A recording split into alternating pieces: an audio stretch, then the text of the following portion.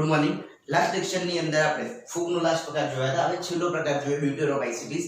ડ્યુટેરોમાઇસિટીસ જે છે એ અપૂર્ણ ફૂગ તરીકે એને ઓળખવામાં આવે છે. આપણે લખીને સમજાવીએ કે અપૂર્ણ ફૂગ કહેવામાં આવે છે. હવે અપૂર્ણ ફૂગ કહેવામાં કેમ આવે છે?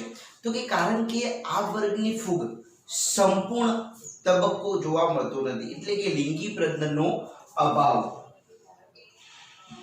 લિંગી પ્રજનનનો અભાવ, બરાબર. એ વાત થઈ. હવે અથવા એવું કહી શકાય કે લિંગી પ્રજનનનો અભાવ અથવા તેનામાં શોધાય નથી, અને તેવી ફૂગને, આવી ફૂગને એટલે કે તેવા વર્ગની ફૂગને સમાવેશિત કરાય. પણ જ્યારે એટલે કે જ્યાં લિંગી પ્રજનનનો અભાવ હોય એને ડ્યુટેરોમાઇસિટીસમાં એડ કરવામાં આવે છે. પણ જ્યારે આ વર્ગની ફૂગનો પ્રજનન સ્વરૂપો શોધાયા ત્યારે, એટલે કે આ વર્ગની જે ફૂગ હતી એના પ્રજનન સ્વરૂપો શોધાયા ત્યારે શાની અંદર એડ કરવામાં આવ્યું? તો આપણે જે જોઈ ગયા એસ્કોમાઇસિટીસ અથવા તો બેસિડિયોમાઇસિટીસ, એસ્કસમાઇસિટીસ, માઇસેટિસ અને બેસિડિયોમાઇસિટીસ આમાં એડ કરવામાં આવે, એટલે કે આમાં મૂકવામાં આવે. અને જે ફૂગની અંદર લિંગી પ્રજનનનો અભાવ જોવામાં આવે અને ડ્યુટેરોમાઇસિટીસમાં એડ કરવામાં આવે. તો કે આ રીતે એને અપૂર્ણ ફૂગ તરીકે ગણવામાં આવે છે. હવે આગળ જોઈએ તો કે કવક જાળની રચના. કવક જાળ કેવી જોવા મળે? તો કે અનુપ્રસ્થ, દિવાલયુક્ત અને શાખિત. અનુપ્રસ્થ, દિવાલયુક્ત અને શાખિત જોવા મળે એ કવક જાળ છે. બીજું એની અંદર પ્રજનનની વાત કરીએ તો અલિંગી પ્રજનન જોવા મળશે. પ્રજનન, અલિંગી પ્રજનન. અને અલિંગી પ્રજનનની અંદર કર્ણ્ય બીજાણુની મદદથી થાય છે. કર્ણ્ય બીજાણુ શું છે એ આપણે ઓલરેડી વિસ્તૃત શીખી ગયા છે. ની મદદથી અલિંગી પ્રજનન જોવા મળે. હવે એની અંદર પોષણ કઈ રીતે મેળવે છે? તો પોષણની ચર્ચા કરીએ. આ ફૂગ જે છે એ પોષણ કઈ રીતે મેળવે છે? તો ફૂગ કેવી છે? તો કે મૃતોપજીવી. કેટલાક સભ્યો મૃતોપજીવી તો કેટલાક પરોપજીવીઓ છે. કેટલાક મૃતોપજીવી તો કેટલાક પરોપજીવી. એટલે બે ભાગમાં એને વહેંચવામાં આવે છે. અને આ વર્ગની મોટા ભાગની સંખ્યામાં વધારો વિઘટકો છે. એટલે મોટા ભાગની સંખ્યા કેવી છે? વિઘટકો છે, બરાબર. અને દ્રવ્ય ગ્રાહકોમાં મદદ કરે છે, એટલે દ્રવ્યની અંદર જે વિઘટન કરવું એના માટે મદદરૂપ થાય છે. ઉદાહરણ તરીકે ટ્રાઇકોડેર્મા. ઉદાહરણની વાત કરીએ તો કે ટ્રાઇકોડેર્મા શામાં મદદરૂપ થાય છે? વિઘટકો છે, વાત સાચી છે, પણ દ્રવ્યના કણોમાં મદદ કરે છે. હવે આ ફૂગ દ્વારા થતા રોગોની ચર્ચા કરીએ વિદ્યાર્થીઓ. તો કે રોગો.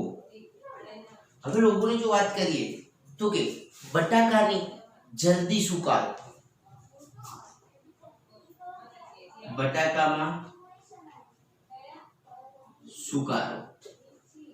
બીજા ડિઝીઝની વાત કરીએ તો મગફળીની ટીક્કા રોગ. મગફળીમાં ટીક્કા રોગ. આ રોગનું નામ છે વિદ્યાર્થી મિત્રો. શેરડીનો લાલ સડો. શેરડીમાં શું જોવા મળે? લાલ સડો. આ ત્રીજા રોગની વાત કરી. આગળ જો વાત કરીએ તો કે ભાઈ ચોખામાં પર્ણબિંદુ, બંગાળનો દુષ્કાળ. ચોખામાં પર્ણબિંદુ, જે શું કહેવામાં આવે? બંગાળનું દુષ્કાળ ચોખાની અંદર જોવા મળે છે. મનુષ્યમાં રિંગ કૃમિ પેદા કરે છે. ખાસ યાદ રાખજો, મનુષ્યમાં રિંગ કૃમિ પેદા કરે છે. આપણે એને કહીએ છીએ દાદર. દાદર ખરજુ અહીંયા કે કેવી જગ્યા ગોળ હોય છે. એટલે ઉદાહરણ તરીકે તો શું કહેવામાં આવે? રિંગ કૃમિ એટલે કે ખરજુ. શું કહીએ છીએ? ખરજુ. અથવા તો એને ખંજવાળ બી કહીએ છીએ. શું કહીએ છીએ આપણે? ખંજવાળ કહીએ છીએ. બરાબર. હવે એની અંદર આગળ જોઈએ તો કે તે એથ્લેટ વર્ગનો રોગ છે. એથ્લેટ પગનો રોગ છે. શું કહેવામાં આવે છે? તે એથ્લેટ પગનો રોગ. એથ્લેટ પગનો રોગ મનુષ્યમાં કરે છે. આવો પણ એક રોગ થાય છે જે ક્યાં કરે છે? મનુષ્યમાં. આ પણ એક રોગનું નામ છે વિદ્યાર્થી મિત્રો. બીજું પગને બીજા નામે શું કહેવામાં? પગની રિંગ કૃમિ અથવા તો પગનો વલય કૃમિ. આને શું કહેવામાં આવે? પગના રિંગ કૃમિ અથવા તો પગનો વલય કૃમિ કહે છે. બીજા નામને આ રીતે ઓળખાય છે. તો અહીંયા ડ્યુટેરોમાઇસિટીસ જે હતી એની ચર્ચા પૂર્ણ કરી. હવે આપણે એની અંદર જોઈએ વનસ્પતિ સૃષ્ટિની વાત કરીએ. હવે વિદ્યાર્થી મિત્રો અહીંયા આપણે ફૂગ, મોનેરા, પ્રોટિસ્ટા સૃષ્ટિ જે હતી 3 સૃષ્ટિ સંપૂર્ણ કરી. હવે આપણે વનસ્પતિ સૃષ્ટિ. જો કે વનસ્પતિ સૃષ્ટિનું અલગથી ચેપ્ટર જ છે, પણ અહીંયા આપણે થોડી ઘણી એની માહિતી લેવાની છે. તો કે બધા સુકોષ કેન્દ્રીય હરિત દ્રવ્ય ધરાવતા સજીવોનો સમાવેશ વનસ્પતિઓમાં કરવામાં આવે છે. કેવા? તો કે બધા જ સુકોષ કેન્દ્રીય હરિત દ્રવ્ય ધરાવતા સજીવોને સમાવેશ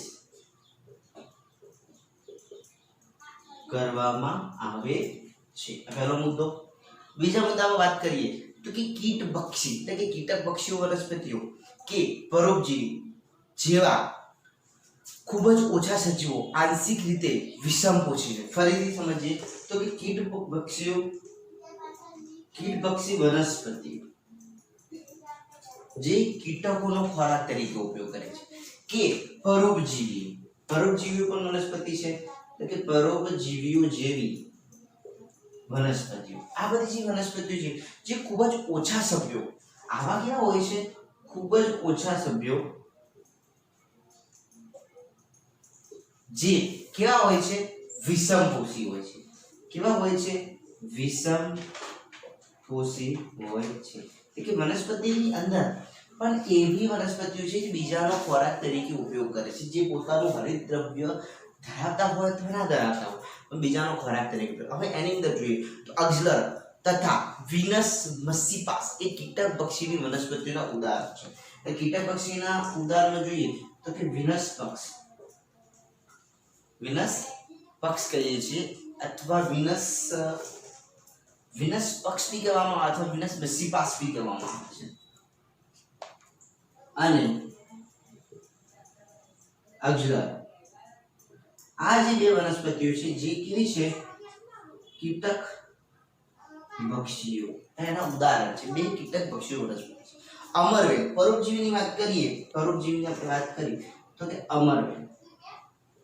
અમરવેલ પરોપજીવી છે. બરાબર. આ બધી વનસ્પતિઓ જે છે એ આ પ્રકારની છે. આ વનસ્પતિ જે કોષો છે એ મુખ્યત્વે હરિતકણો અને કોષ દિવાલ સાથેની સુકોષ કેન્દ્રીય રચના ધરાવે છે. વનસ્પતિ કોષો હરિત દ્રવ્ય અને બીજી કઈ રચના ધરાવશે? તો કોષ દિવાલ સાથેની. એટલે કે હરિત દ્રવ્ય અને કોષ દિવાલ સાથેની સુકોષ કેન્દ્રીય રચના ધરાવે છે. બરાબર. હવે આગળ જોઈએ આપણે વિદ્યાર્થી મિત્રો. ચલો આટલા સુધી ખબર પડી કે હરિતકણ ધરાવે છે, કોષ દિવાલ ધરાવે છે. હવે કોષ દિવાલ મુખ્યત્વે સેલ્યુલોઝની બનેલી હોય. કોષ દિવાલ શાની બનેલી હોય? સેલ્યુલોઝની બનેલી હોય છે. બરાબર, આટલા સુધી ખબર પડી. હવે આગળ જોઈએ તો કે એની અંદર કોણ કોણ એડ થાય, કઈ કઈ ભાગ આવશે એની અંદર બી કેટલા પ્રકાર આવે છે વિદ્યાર્થી મિત્રો. તો કે લીલ છે, દ્વિઅંગી છે, ત્રિઅંગી છે, અનાવૃત બીજધારી છે, આવૃત બીજધારી છે, આ બધા એની અંદર એડ થાય છે. તો કે લીલ, દ્વિઅંગી, ત્રિઅંગી, અનાવૃત બીજધારી, આવૃત બીજધારી, આ બધાનો સમાવેશ વનસ્પતિ સૃષ્ટિમાં કરવામાં આવે છે. જે ચેપ્ટર નંબર 3 ની અંદર વનસ્પતિ સૃષ્ટિ વર્ગીકરણ વિશે તમે અભ્યાસ કરશો. હવે આગળ જોઈએ કે જીવન ચક્ર. તો બે વિશિષ્ટ તબક્કાઓ જોવા મળે. એમાં જીવન ચક્રની વાત કરીએ, જીવન ચક્ર તો કે એમાં બે વિશિષ્ટ તબક્કાઓ જોવા મળે. હવે એ કયા તબક્કા છે? તો દ્વિકીય બીજાણુજનક અને એકકીય બીજાણુજનક. કયા બે તબક્કા છે? તો કે એકકીય બીજાણુ, એકકીય બીજાણુ અથવા એકકીય જન્યુજનક. શું કહેવામાં આવે? એકકીય જન્યુજનક. જેને શું કહેવામાં આવે? દ્વિકીય બીજાણુજનક અથવા જન્યુજનક. બે વિશિષ્ટ જીવન ચક્ર છે અને આ તબક્કાઓ મુક્તજીવી કે એકબીજા પર આધારિત છે. તે વનસ્પતિઓ જુદા જુદા જૂથોમાં અલગ અલગ હોય છે. તો આ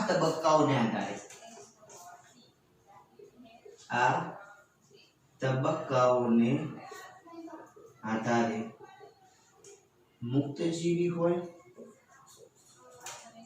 કે બીજા વર્ગની વનસ્પતિ હોય, મુક્તજીવી હોય કે બીજી વનસ્પતિ, એ વનસ્પતિઓને જુદા જુદા અલગ અલગ ગ્રુપમાં મુકાય છે. આ વાત થઈ ગઈ. હવે જોઈએ કે આ જે પ્રકારની ધરાવે છે એને શું કહેવામાં આવે? એકાંતરક જનન. અને એને શું કહેવામાં આવે છે? એકાંતરક જનન કહે છે. ચલો હવે વનસ્પતિ સૃષ્ટિ અહીંયા જે આપણે ચર્ચા કરવાની ત્યાં ચેપ્ટર પૂરતી એ પૂર્ણ થઈ. હવે આગળ જોઈએ આપણે પ્રાણી સૃષ્ટિ. હવે આપણે આગળ આપણા ચેપ્ટરની પૂર્ણાહુતિ તરફ જઈ રહ્યા છીએ વિદ્યાર્થી મિત્રો. તો પ્રાણી સૃષ્ટિ વર્ગીકરણ.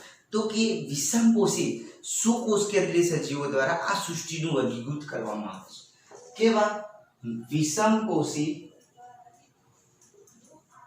સુકોષ કેન્દ્રીય સજીવોનો સમાવેશ થાય એ રીતે પ્રાણી સૃષ્ટિ વર્ગીકરણ કરવામાં આવ્યું છે. જે કેવા છે? તો કે બહુકોષીય છે. કેવા છે? જે બહુકોષીય છે. એ આપણને ખબર છે. મોનેરાથી માંડીને આપણે અહીંયા સુધી આવેલા આપણને ખ્યાલ છે. હવે તેમના કોષો કોષ દિવાલ વિહીન હોય, એટલે કે કોષો કોષ દિવાલ વિહીન હોય છે. આ વાત થઈ. હવે એની અંદર આપણે બીજી ચર્ચા કરીએ તો કે તેઓ ખોરાકમાં પ્રત્યક્ષ કે પરોક્ષ રીતે વનસ્પતિઓ પર આધાર રાખે છે. તેઓ પોતાનો ખોરાક પ્રત્યક્ષ કે પરોક્ષ રીતે વનસ્પતિઓ પર આધાર રાખે છે. ડાયરેક્ટ કે ઇનડાયરેક્ટ આપણે કહી શકીએ કે વનસ્પતિનો ઉપયોગ કરે છે. હવે તેઓ તેમના ખોરાકનું પાચન એ અંતસ્થ ગૃહમાં કરે છે અને સંચિત ખોરાક એ ગ્લાયકોજન કે ચરબી તરીકે સંગ્રહ પામે છે. એટલે આપણે લખી શકીએ ખોરાકનું પાચન અંતઃગ્રહ ગૃહ દ્વારા અને ખોરાક સંગ્રહ એ ગ્લાયકોજન કે ચરબી સ્વરૂપે થાય છે. હવે આના વિશે વિસ્તૃત આપણે ચોથા નંબરનું ચેપ્ટર પ્રાણી સૃષ્ટિ વર્ગીકરણ એની અંદર સંપૂર્ણ અભ્યાસ કરવાનો છે વિદ્યાર્થી મિત્રો. ખોરાક સંગ્રહ એટલે સંચિત થતો ખોરાક જે ગ્લુકોઝ જે આપણે કહીએ છીએ જેનું પાચન થાય છે. હવે તેમના પોષણનો પ્રકાર કેવો છે? પ્રાણી એટલે કે ખોરાકનો અંતઃગ્રહણ દ્વારા. તો કે પોષણ કેવું કહેવાય? પોષણ એ કેવા પ્રકારનું કહી શકીએ તો પ્રાણીસમ પોષણ. કેવું કહેવામાં આવે? પ્રાણીસમ. બીજું, ખોરાક એ અંતઃગ્રહણ કરે. અંતઃગ્રહણ કે મુખ દ્વારા ખોરાકનું અંતઃગ્રહણ કરવામાં. હવે તેઓ ચોક્કસ વૃદ્ધિ પ્રક્રિયાને અનુસરે છે અને ચોક્કસ આકાર અને કદ સાથે પુખ્તતામાં વિકાસ પામે છે. તો કે તેઓ ચોક્કસ વિશિષ્ટ રચના દ્વારા એટલે કે ચોક્કસ વૃદ્ધિને અનુસરે છે. બીજું એમાં કહેવામાં આવે તો વૃદ્ધિ સાથે શું હોય તો ચોક્કસ આકાર અને કદ. ચોક્કસ આકાર અને કદ સાથે પુખ્તતા મેળવે છે. હવે એની અંદર બીજી વાત કરીએ તો કે ઉચ્ચ સ્વરૂપો તેઓનો ઉપયોગ એ મુજબ વિકસિત સંવેદનાઓ અને ચેતા ચાલક ક્રિયા વિધિઓ દર્શાવે છે. એટલે કે ઉચ્ચ સ્વરૂપ એટલે ઉચ્ચ કક્ષાના જે આની અંદર હોય ઉચ્ચ કક્ષાના એ શું ધરાવે તો કે સંવેદના, ગ્રાહક અને ચેતા ચાલક. આ બંનેની સંવેદના એ લોકો મહેસૂસ કરી શકે. ઉપયોગ આ બંનેનો ઉપયોગ વિવિધ રીતે કરે છે જે આપણે વિસ્તૃત આગળ શીખીશું. હવે પ્રાણી સૃષ્ટિ વર્ગીકરણની અંદર નાનાથી માંડીને ઉચ્ચ કક્ષાના પ્રાણી, મનુષ્ય ઉચ્ચ કક્ષાનું પ્રાણી છે એટલે આપણે ઉચ્ચ કક્ષાની એની અંદર એક મુદ્દો લીધો. નર અને માદાની મૈથુન ક્રિયા દ્વારા લિંગી પ્રજનન કરે છે. નર અને માદાની મૈથુન ક્રિયા દ્વારા શું કરશે? લિંગી પ્રજનન કરે છે. આની અંદર બીજી વાત કરીએ કે જે ભ્રૂણ વિધિકાય વિકાસને અનુભવે છે. કેવું? ભ્રૂણ વિધિકાય જે ભ્રૂણ વિધિકાય વિકાસને मतलब कि गर्भ धारण करे છે. અને શું કહી શકાય દેશી ભાષામાં કે ગર્ભ ધારણ કરે છે અને ગર્ભ ધારણ કરીને બાળકનો જન્મ આપે. ભ્રૂણ વિકાસ એ કહેવામાં ઈંડા મૂળ મૂકે છે. એની આપણે ચર્ચા કરીશું. હવે આપણે આગળ જોઈએ તો કે વાયરસ. શું ચર્ચા કરીશું આપણે? વાયરસ. અહીંયા પ્રાણી સૃષ્ટિ કમ્પ્લીટ કર્યું. અહીંયા જગ્યા છે તો આપણે વાયરસની ચર્ચા કરી લઈએ. ચલો, વાયરસ. વાયરસ તો ચર્ચા હાલ એવો સમય છે આપણને ખબર છે કોરોના વાયરસ, બરાબર. તો કે વાયરસ જે છે એ કેવું હોય તો એનું પ્રોટીન આવરણ હોય. શું હોય? પ્રોટીન આવરણ. તે કેપ્સિડ તરીકે ઓળખાય છે. વાયરસ શું હોય? પ્રોટીનનું આવરણ જે કેપ્સિડ તરીકે ઓળખાય. તારો મુદ્દો. બીજા મુદ્દાની વાત કરીએ કે તેઓ કેપ્સોમિયર નામના બેક્ટેરિયા એટલે કે નામના ઉપ એકમમાંથી બનેલું હોય. સારા? કેપ્સોમિયર. તો કે કેપ્સિડ જે છે એ કેપ્સોમિયર નામના ઉપ એકમમાંથી બનેલ હોય છે. એટલે એ પ્રોટીનનું આવરણ છે, કેપ્સિડનું બનેલું છે ને એ બી કેપ્સોમિયર નામના ઉપ એકમમાંથી બનેલું છે. હવે જો કેન્દ્રીય ભાગ અને કેપ્સિડને સંયુક્ત રીતે ન્યુક્લિયોકેપ્સિડ કહેવામાં આવે છે. એટલે કે વાયરસની અંદર જે કેન્દ્રીય ભાગ હોય પ્લસ કેપ્સિડ આ બંનેના સંયોજન થઈને જે રચના બને છે સંયુક્ત રીતે એને કહેવામાં આવે છે ન્યુક્લિયોકેપ્સિડ. શું કહેવામાં આવે છે? ન્યુક્લિયો કેપ્સિડ કહેવામાં આવે છે. આટલા સુધી ખબર પડી. કેન્દ્રીય ભાગ હવે જો આપણે ડ્રો કરીએ તો આ ટાઈપનું હોય.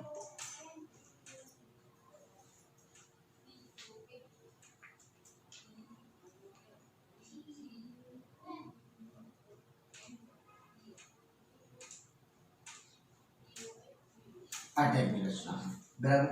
આ જે કેન્દ્રીય ભાગને આજુબાજુ કેપ્સિડની રચના, આ બુકમાં ઓલરેડી આકૃતિ વિદ્યાર્થીઓ આપેલી છે।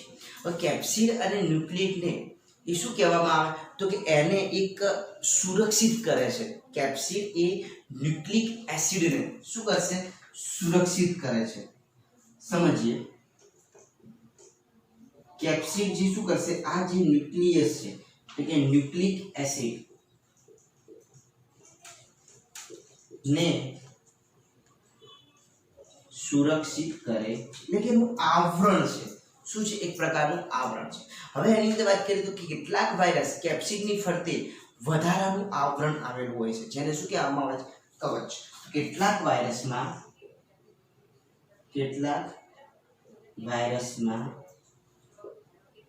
કેપ્સિડ સિવાય વધારાનું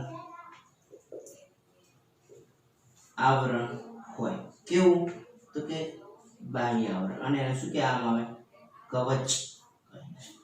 આ કેપ્સિડની ફરતે પણ આવરણ આવેલું હોય જેને આપણે શું કહીએ છીએ કવચ કહે છે। હવે આ પ્રકારના વાયરસને કવચયુક્ત વાયરસ કહેવામાં આવે છે અને આવા વાયરસને શું કહેવામાં આવે કવચયુક્ત વાયરસ। જો વિદ્યાર્થી મિત્રો વાયરસમાં તો કેવું છે કવચયુક્ત ઓલરેડી આવરણ તો છે જ કેપ્સિડનું। આ જે છે એ વાયરસ કહેવાય। આ તો એની રચના છે બરાબર। કેપ્સિડની અંદર જે મટીરીયલ છે એ ઇફેક્ટ કરે છે બરાબર આપણા શરીરમાં જઈને। હવે વાત કરીએ આપણે વાયરસનું કદ અને વગેરે વાત કરી પણ નીકાળીને પછી વાત કરીએ। હવે આપણે વાયરસનું કદ જોઈએ। વાયરસનું કદ હવે એની અંદર પણ આપણે ટીએમવી એટલે કે ટોબેકો મોઝેક વાયરસ જોવાનો છે। કયો જોવાનો છે ટોબેકો મોઝેક વાયરસ એટલે કે ટીએમઈ। હવે એનું કદ કેટલું હોય છે એનું શોર્ટ ફોર્મ છે વિદ્યાર્થી મિત્રો ટીએમવી।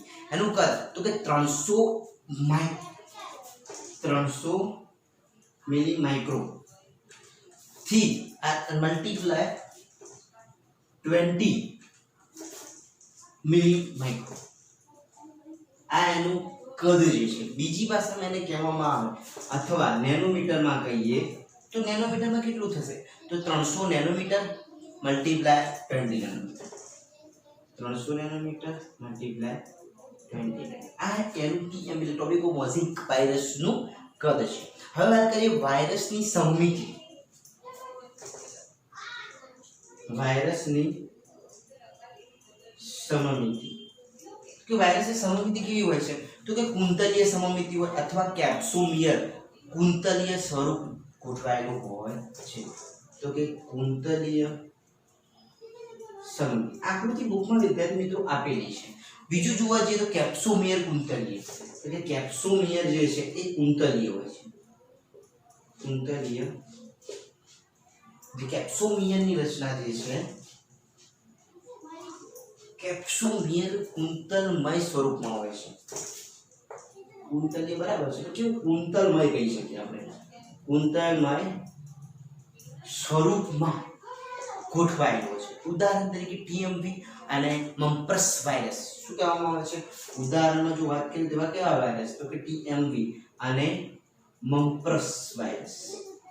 આ બે જે વાયરસ જે છે એ આની અંદર એડ થાય છે। એટલે કે વાયરસની સમમિતિની જો વાત કરીએ ટીએમવી એટલે ખાસ યાદ રાખજો ટીએમવી એટલે ટોબેકો મોઝેક વાયરસ એનું શોર્ટ ફોર્મ છે ટીએમવી એનું ફૂલ ફોર્મ છે।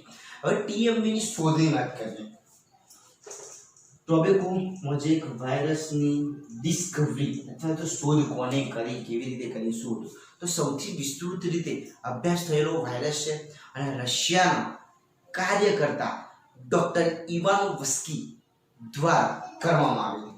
તો શું કહી શકાય કે સૌપ્રથમ એટલે કે સૌથી વિસ્તૃત રીતે અભ્યાસ કર્યો સૌથી વિસ્તૃત અભ્યાસ કરે જો કોઈ વાયરસ હોય તો કે આ વાયરસ। હવે એની શોધ તો કે રશિયાના કાર્યકર્તા એટલે કે આના ઉપર કાર્ય કરતા એટલે કે કામ કરતા સાયન્ટિસ્ટનું નામ છે ડી ઇવાનોવ્સ્કી। ડી પીવાનું વિસ્કી, આ એક નામ યાદ રાખજો વિદ્યાર્થી મિત્રો, ખાસ યાદ રાખજો. દ્વારા 1892 માં આમના દ્વારા 1892 માં ટીએમવી ની શોધ કરવામાં, એટલે કે 1892 માં શોધવામાં, એટલે કે વાયરસ તો ઘણા વર્ષો પહેલાથી ચાલતો આવે છે વિદ્યાર્થી. હવે એક શૃંખલીય આરએનએ ધરાવે છે. આ ટીએમવી કેવું છે તો કે એક શૃંખલીય આરએનએ ધરાવે છે. ખાસ યાદ રાખજો વાયરસમાં શું હોય, આરએનએ હોય છે, બરાબર. તેમાં કેપ્સિડમાં કેપ્સોમિયર્સની સંખ્યા 2130 હોય છે. કેપ્સિડમાં કેપ્સોમિયરની સંખ્યા 2130 છે. આ ખાસ કેવું છે, સરેરાશ લીધેલું છે, ફિક્સ ના હોય. કેપ્સોમિયસ ની સંખ્યાની વાત ચાલે છે. હવે ટીએમવી માં 5% આરએનએ અને 95% પ્રોટીન હોય છે. તો કે ટીએમવી માં 5% અને 95% ની વાત થાય. 5% આરએનએ, 95% પ્રોટીન હોય છે.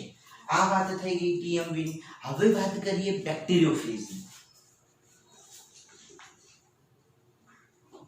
હવે વાત કરીએ વિદ્યાર્થી મિત્રો બેક્ટેરિયોફેજ.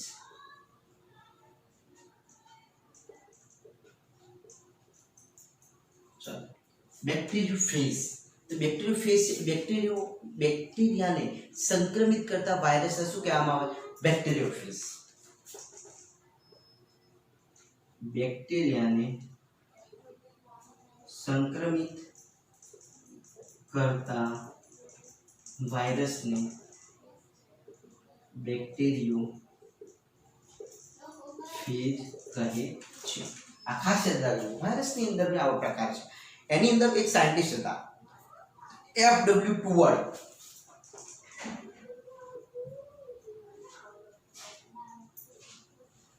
FW ટુવર્ડ એટલે કે આ સ્પેલિંગ મિસ્ટેક કરી છે, TWRD આવો આવશે ના, બહુ એન્ટિક નામ બધા સાયન્ટિસ્ટોના. એમના દ્વારા બેક્ટેરિયોફેજની શોધ થઈ હતી. આમને શું કરી હતી? બેક્ટેરિયોફેજની શોધ કરી. આપણે ખાસ યાદ રાખો, આ મુદ્દો એક યાદ રાખો, આ બી યાદ રાખો ને. વાયરસની અંદર તો બહુ ઇમ્પોર્ટન્ટ છે, એમસી ગળા નીકળી શકે. એના સિવાય એક ફ્લેક્સીડી હેરલી એ નામ આપ્યું. આ જે બેક્ટેરિયોફેજ નામ કોને આપ્યું? તો એ પણ એક સાયન્ટિસ્ટ છે. એમનું નામ શું છે? Felix D. બહુ એન્ટિક નામ છે, ફેલિક્સ ડી હેરલી. આમને શું કર્યું તો કે નામ આપ્યું. શોધ્યું બીજાએ, નામકરણ કર્યું બીજાએ, એ વાત છે. બેક્ટેરિયોફેજ સામાન્ય રીતે દ્વિશૃંખલાયી ડીએનએ વાયરસ છે. તે દ્વિશૃંખલીય ડીએનએ વાયરસ છે. કેવો છે? દ્વિશૃંખલીય ડીએનએ વાયરસ છે. હવે એની અંદર જો વાત કરીએ તો બે આપણે વાત કરીએ. એક જે છે આલ્ફા બીટા, અને બીજો એક છે જેને કહેવામાં આવે થીટા. આપણે થીટા કહીએ, ફાઈ કહીએ, X074. આ બે પણ એક બેક્ટેરિયોફેજ છે, ઉદાહરણ છે. આ બેક્ટેરિયોફેજની અંદર સિંગલ આરએનએ હાજર હોય છે. આની અંદર શું હોય? સિંગલ સ્ટ્રાન્ડર્ડ આરએનએ હાજર હોય. અને જ્યારે આ 5X074 જે બેક્ટેરિયોફેજની અંદર સિંગલ સ્ટ્રાન્ડર્ડ ડીએનએ હાજર હોય છે. આની અંદર હોય સિંગલ સ્ટ્રાન્ડર્ડ ડીએનએ હાજર હોય છે. તો વિદ્યાર્થી મિત્રો અહીંયા આપણે શું શીખ્યા તો કે એની અંદર આપણે બેક્ટેરિયોફેજ જે છે એની અંદર કોને શોધ્યું, કોને નામ આપ્યું, શું કહેવાય છે, દ્વિશૃંખલીય આરએનએ હોય છે. એની અંદર બે એક્ઝામ્પલ આપણે શીખ્યા. એક્ઝામ્પલની અંદર સિંગલ આરએનએ, સિંગલ સ્ટ્રાન્ડર્ડ ડીએનએ અને સિંગલ સ્ટ્રાન્ડર્ડ આરએનએ બે રચના હોય છે. હવે આપણે જોઈએ સાયનોફેજ.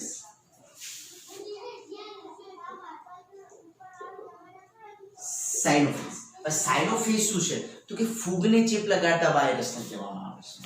શું કહેવામાં આવે છે? ફૂગને ચેપ લગાડતા વાયરસને શું કહેવામાં આવે છે? સાયનોફિલ્સ કહીએ છીએ. એક હા બરાબર છે, ઓકે છે. ફૂગને ચેપ લગાડતા શું કહેવામાં આવે છે? સાયનોફિલ્સ કહે છે. અને તેમાં કેવું હોય તો કે ડબલ સ્ટાન્ડર્ડ આરએનએ હાજર હોય. તેમાં શું હોય? ડબલ સ્ટાન્ડર્ડ આરએનએ હાજર.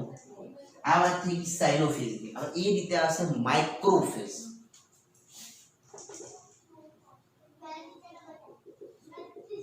માઇક્રોફિલ્સ માઇક્રોફિલ્સ ની અંદર એ શું કરે તો કે નીલહરિત લીલને ચેપ લગાડતા વાયરસને કહેવામાં આવે છે. નીલહરિત લીલને ચેપ લગાડતા વાયરસ જેને શું કહેવામાં આવે છે? માઇક્રોફિલ્સ. શું કહે છે? માઇક્રોફિલ્સ. અને તેમાં દ્વિશૃંખલીય ડીએનએ ધરાવે છે. તે દ્વિશૃંખલીય ડીએનએ ધરાવે છે. તો અહીંયા આપણે શું વાત કરી તો કે વાયરસની સંપૂર્ણ ચર્ચા કરી નાખી. હવે આપણે આગળ જોઈએ વિરોઇડ્સ અને લાઇકેન. વિરોઇડ્સ ની વાત કરી વિદ્યાર્થી મિત્રો, વાયરસ ની વાત પૂરી કરી. હવે વિરોઇડ્સ તો કે વિરોઇડ્સ ખૂબ જ ઓછા અણુભાર ધરાવતા આરએનએ ધરાવે છે. તે ખૂબ જ ઓછા અણુભાર ધરાવતા આરએનએ ધરાવે છે, જેને શું કહેવામાં આવે છે? વિરોઇડ્સ કહીએ છીએ. શું કહીએ છીએ આપણે? વિરોઇડ્સ કહીએ છીએ. અથવા એવું કહી શકાય સિંગલ સ્ટાન્ડર્ડ આરએનએ. બરાબર. હવે પ્રોટીન આવરણ ધરાવતા નથી. આ વિરોઇડ્સ અને વાયરસ ની અંદરનો ડિફરન્સ છે. શું ધરાવતા નથી? પ્રોટીન આવરણ ધરાવતા નથી. ચલો આગળ જોઈએ એના પછી તો કે વિરોઇડ્સ એ પોટેટો સ્પિન્ડલ ટ્યુમર નામનો રોગ કરે છે. તે પોટેટો સ્પિન્ડલ આખું રોગનું નામ છે અને ટ્યુબર નામનો રોગ કરે છે. આ વિરોઇડ્સ ની વાત હતી. વિરોઇડ્સ ની અંદર એના સાયન્ટિસ્ટ ની વાત કરી તો કે ટીઓ ડાયનર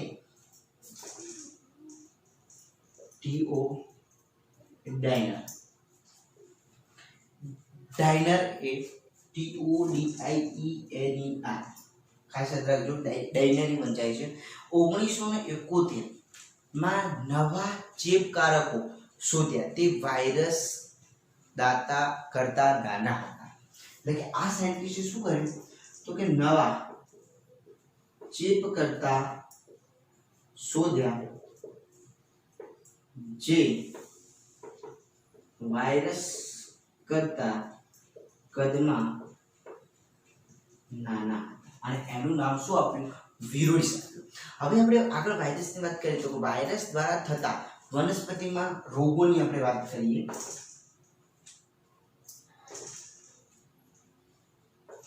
વાયરસ દ્વારા થતા વનસ્પતિમાં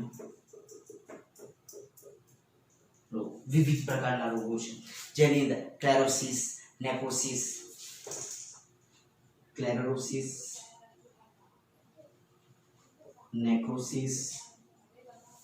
ઘણા રોગો છે વિદ્યાર્થી મિત્રો. આપણે અમુક જ વાત કરવાની છે. પછી પાંડુ રોગ, પાંડુવણ કહેવામાં આવે છે. પાંડુવણ વાયરસ દ્વારા થતા રોગો છે વિદ્યાર્થી યાદ રાખજો. પછી શિરા સ્પષ્ટતા,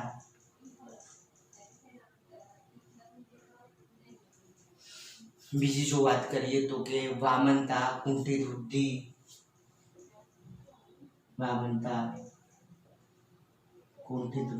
આ બધા એ વાયરસ દ્વારા થતા રોગો છે. આના સિવાય બીજા ઘણા બધા આવે છે, પણ આપણે જે જરૂરી છે એ જ વાત કરીએ છીએ. હવે વાત કરીએ લાઇકેન્સ.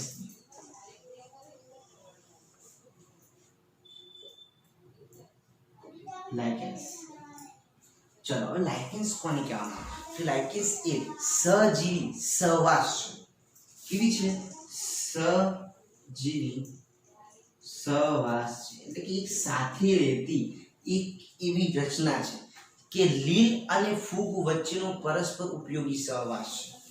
કોનો સહવાસ છે? તો કે લીલ અને ફૂગનો પરસ્પર રચના છે. અને લીલ અને ફૂગની રચનાને શું કહેવાય છે? આપણે લાઇકેન્સ કહીએ છીએ. હવે લીલના ઘટકોને શું કહેવામાં આવે? તો ફાઇકોલિયોન કહેવામાં આવે. શું કહેવામાં આવે? લીલના ઘટકોને ફાઇકો, ખાસ વર્ષ પર યાદ રાખજો, ફાઇકોલાયોટ કહે છે. જ્યારે ફૂગના જે ઘટકો છે એનું પણ એક નામ હશે વિદ્યાર્થી મિત્રો.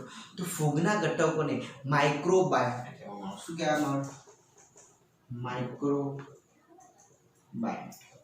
એટલે કે લીલના ઘટકો અને ફૂગના ઘટકો આ બંને ઘટકો તરીકે ઓળખાય છે. અને આ જે અનુક્રમે શું છે? સ્વયંપોષી અને વિષમપોષી. એટલે કે આ કેવા છે?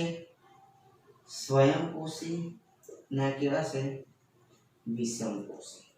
અહીંયા આપણે સમજ્યા કે સહજીવી સહવાસ છે. લીલ અને ફૂગનું પરસ્પર રચના છે. લીલને ઘટકોને ફાઇકોલાયોટ્સ કહેવામાં આવે, જ્યારે ફૂગને માઇક્રોબાયોટ્સ. આ કેવા છે? સ્વયંપોષી. ના કેવા છે? વિષમપોષી. હવે જો લીલ એ ફૂગ માટે ખોરાક તૈયાર કરે છે. શું કરશે? લીલ એ ફૂગ માટે ખોરાક તૈયાર કરે. બરાબર. સહવાસી સાથે રહે છે. બીજા મુદ્દામાં જોઈએ, ફૂગ એ તેના સહવાસ માટે શું આપશે? તો આશ્રય અને શોષિત પોષક દ્રવ્યો તેમજ પાણી પૂરું પાડે છે. ફૂગ, આ લીલ એ ફૂગ માટે ખોરાક તૈયાર કરશે, જ્યારે ફૂગ એ લીલ માટે શોષિત ઘટકો, પાણી, આશ્રય આ બધું શું કરે છે? પૂરું પાડે છે. તો કે ફૂગ એ લીલ માટે આટલું આપશે. આ રીતે એકબીજાની સાથે સહવાસ રીતે રહે છે. લાઇકેન્સ એ ખૂબ જ સારા પ્રદૂષક સૂચકો છે. તેઓ પ્રદૂષિત વિસ્તારમાં વિકાસ પામતા નથી. તેઓ પ્રદૂષિત વિસ્તારમાં વિકાસ પામતા. તો વિદ્યાર્થી મિત્રો અહીંયા લાઇકેન્સ પણ સમાપ્ત થયું. હવે આપણે ચર્ચા કરીએ તો કે આ ચેપ્ટર નંબર 2 ની સંપૂર્ણ રીતે આપણે અભ્યાસ પૂર્ણ કર્યો. અહીંયા ચેપ્ટર 2 સમાપ્ત થાય છે. બીજી સૂચના આપું છું કે તમને કમ્પ્લીટ ખ્યાલ આવ્યો હશે. ના હોય તો કોન્ટેક્ટ કરી શકો છો. નેક્સ્ટ લેક્ચરની અંદર નવા ચેપ્ટર સાથે આપણે મળીશું. ઓકે, ધન્યવાદ.